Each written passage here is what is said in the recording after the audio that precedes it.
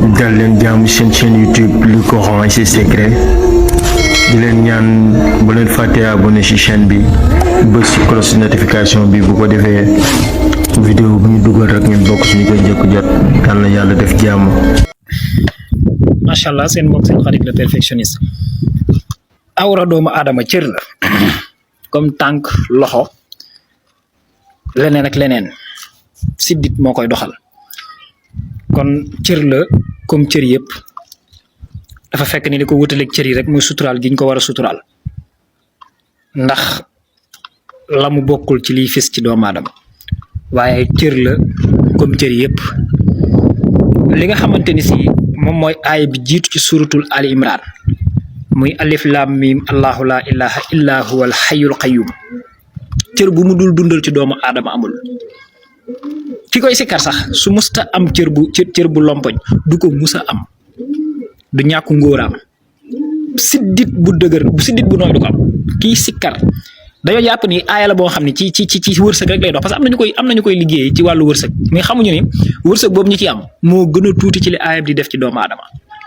ki nga xamante ne si dafay sikkar aayab alif lam mim allahu la ilaha illa huwa al hayyul qayyum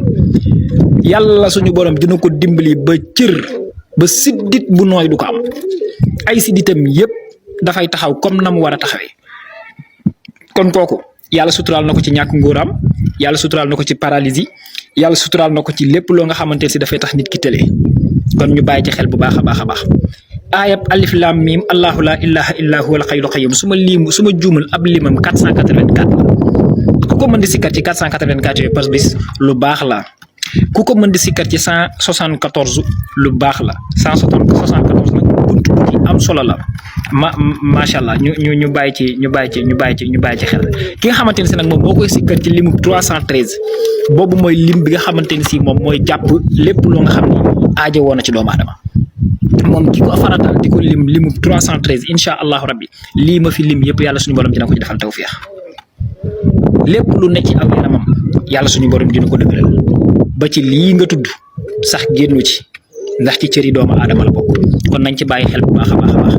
aaya bu am solo la dee leen ko jël di ko sikkar bi nga koy sikkar da ngay gis ci sa bopp que ni ñàkk ak tumuranke ak bekkoor yàlla suñu borom daf lay commencé di taqale ak moom ci sikkar bi ngay sikkar alif lam mim allahu la ilaha illa huwa al hayyul qayyum waaye dafa am leneen loo xam ne lu dul teg bëri la lu mu mën a jàppandal lool ci doomu aadama macha allah ki nga xam sax am xelam daf ci parce que ñoo xam ne ñu ngi dox mais xam nañ ñi seenu xel nam war a melu ko am na ñoo xam dañuy toog sax xalaat na ñoom bis mën naa ñëw ñu maytu ci kàddu yi ñu doon dof